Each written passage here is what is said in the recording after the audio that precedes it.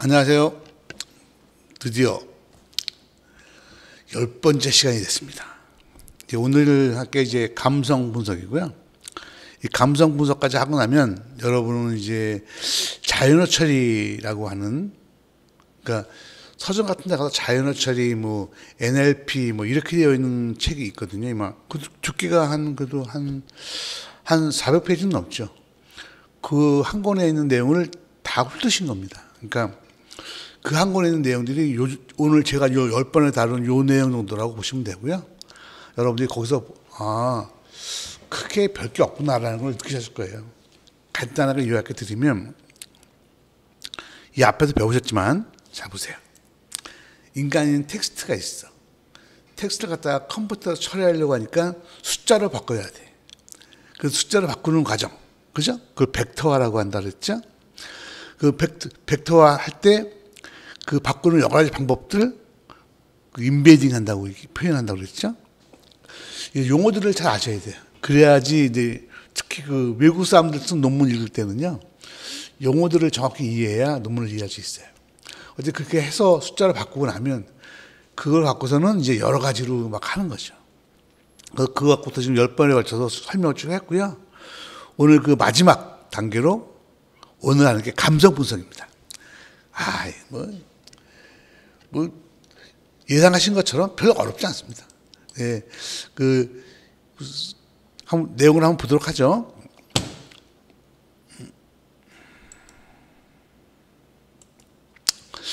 감성 분석이라는 게 뭐냐면, 이제 화면을 보실게요. 여기 화면을 보세요. 감성 분석은요, 그 콘텐츠에 있는 거나 또는 오디오에 있는 것도 됩니다. 그래서 거기서 감성을 찾아내는 거죠. 감성, 뭐 좋다, 싫다, 뭐 이런 걸 말하는 거겠죠. 그래서 이제 이런 걸 찾아내기 위해서 그 학습을 시키고 주어진 콘텐츠에 대해서 그 감성을 찾아내는 거죠. 이런 것들은 이게 이제 양이 적을 때는 그냥 사람이 할 수가 있는데, 양이 워낙 많아버리면 하기 어려운 거예요. 잠깐만 예를 하나 보여드릴까요? 보세요. 기업이 고객의 느낌을 이해하고 대응하는데 사용되는 콘텐츠, 뭐 피드백 준 거, 뭐 여러 가지 있죠. 그런 것들은 이제 소셜미디어나 온라인 서비스에서 생성되는데, 이게 굉장히 많고요. 계속 바뀌어요. 그래서 이거 갖다가 빠르게, 이 사람들 의견을 빠르게 파악하는 게 비즈니스한테 되게 중요한데, 이것을 갖다가 사람이 하기에는 이제 양이 너무 많고, 또 그 인건비 비싸고, 그리고 이제 또 시간도 너무 많이 걸리고, 그래서 이거 갖다가 컴퓨터를 이용해서 하면 얼마나 좋을까라는 걸 하는 거죠. 예를 하나 들어볼까요? 제 아는 사람이 하는 게 있는데 이런 거죠. 이게 은행이에요. 은행 같은 데서 전화 응대를 이제 콜센터에 맡기는 거죠. 콜센터에서 대행해서 여러분이 전화 걸면 해주잖아요. 그럼 콜센터 사람들과 고객이 응답한 게 다 녹음이 되잖아요. 그러면 녹음이 된 것을 갖다가 그 은행에 있는 그 콜센터 담당자가 다 들어볼 수 없잖아요. 콜센터에서는 별일 없었다고 얘기한단 말이에요. 하는데 그러면 이 담당자는 그 콜센터 사람 말만 믿고 뭐 별일 없다고 넘어갈 수 있느냐 이거죠. 그럴 때 그 녹음이 되어 있잖아요. 녹음이 된 파일은 있으니까 그거 갖다가 이 감성 분석을 돌리는 거예요.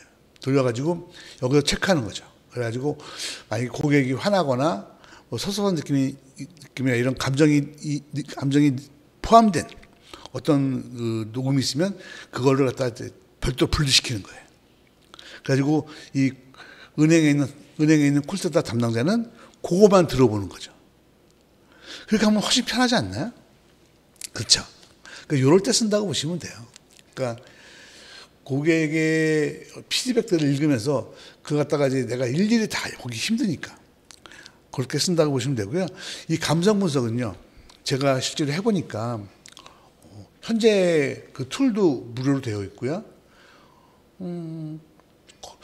제 생각에는 한 99%쯤 되는 것 같아요. 되게 정확하게 맞추고 있다고 보여지고요. 그래서 여러분이 혹시 이런 거 있다면은요, 이것 때문에 뭐 GPT나 딱 공허한 일반적인 제너럴한 그런 그 인공지능 모델을 쓸 필요 없고요. 그리고 간단하게 라이브러리를 써서 만들어도 충분하다 이렇게 보시면 되겠습니다.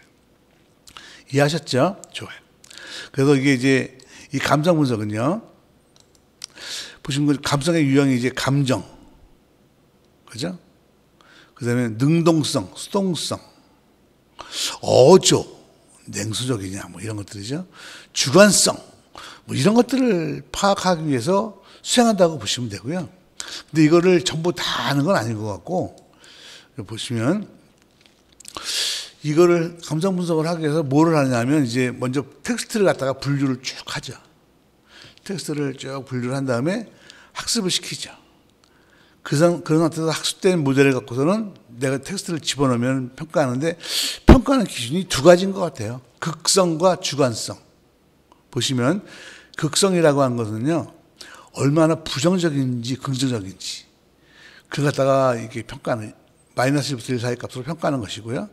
부정인지 긍정인지. 주관성은 뭐냐면 그 감성의 주관성을 평가하는 거예요. 그래서 이걸 0하고 1로 평가하고, 이런 식으로 이제 이런 기준들이 있어요.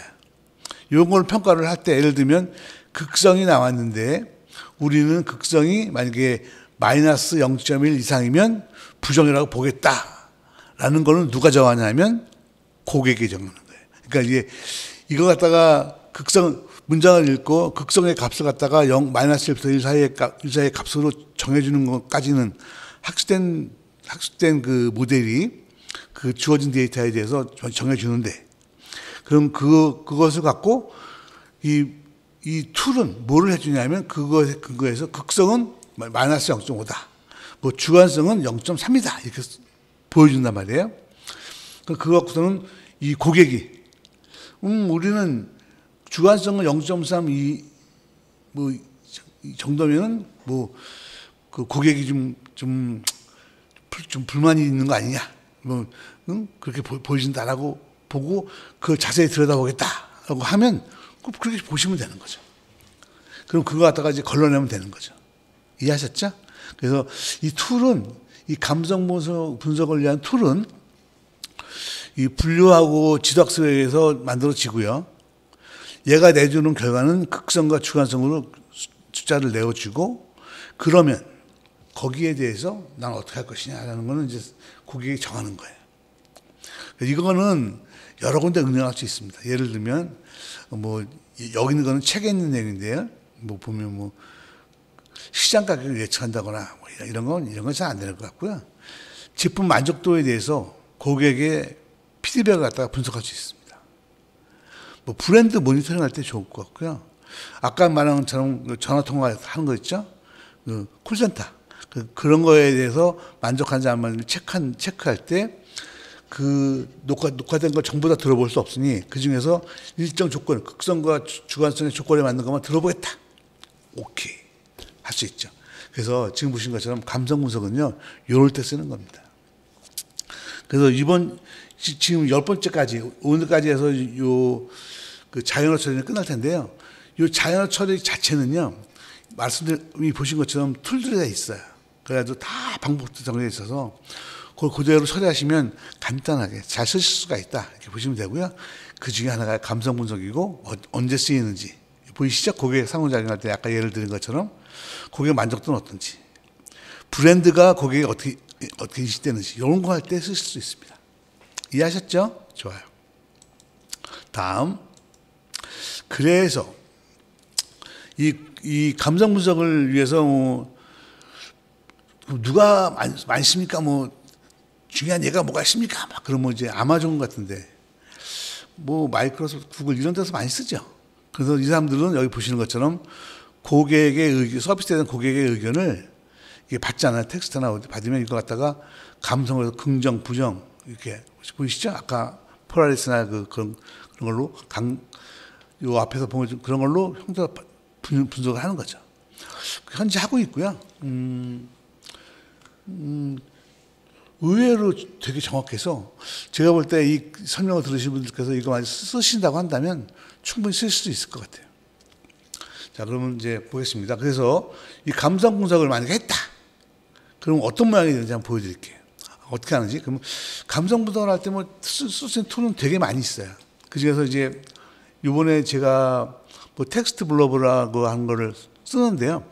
다른 것들도 비슷하니까 일단 요거를 샘플로 해서 설명을 드리면, 먼저 프로그램 짤 때 어떻게 하냐면 이제 라이브 이거 텍스트 블록으로 불러오고 뭐 파이썬과 관련된 각종 이제 배열에 관련된 뭐 불러오겠죠. 근데 데이터 불러오죠. 근데 데이터에서 텍스트만 데이터에 보면 여러 가지가 있잖아요. 거기서 텍스트 잘라내고 텍스트만 딱 읽어오는 거죠. 그리고 거기서 뭐를 하죠? 뭐를 하냐면 쓸데없는 거 다 잘라내고 그러니까 정제를 하죠. 정제를 해서 어쨌든 이제 데이터를 갖다가 이제 필요한 대로 만들어 놓죠. 만든 상태에서 그거 갖다가 이제 감정 분석을 수행하는 거죠.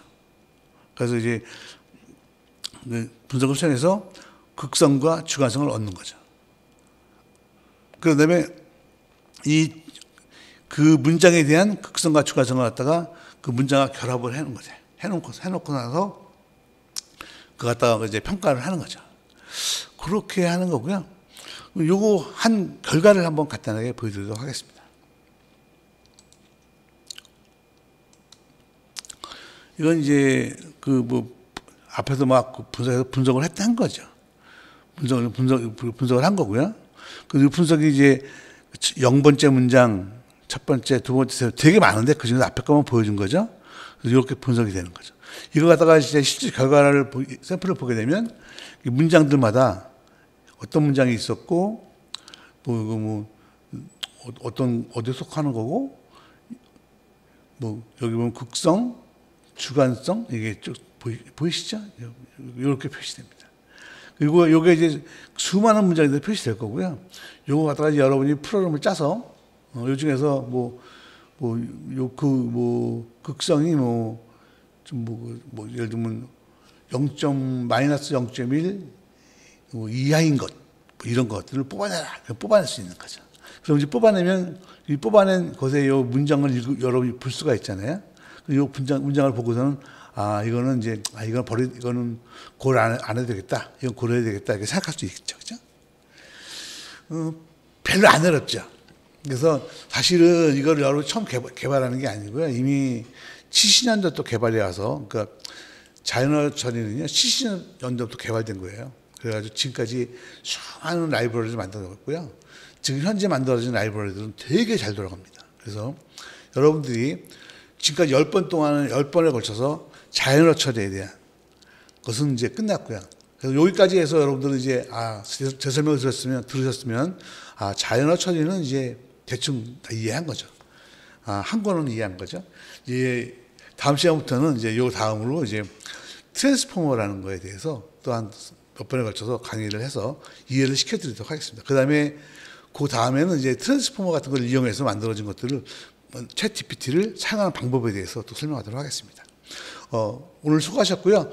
여기까지 자연어 처리를 마무리했는데 지금까지 들어주신 독자 여러분께 감사드리고요. 다음 시간에 더 좋은 내용으로 특히 트랜스포머 꼭 들으셔야 됩니다. 그걸로 찾아뵙도록 하겠습니다. 감사합니다.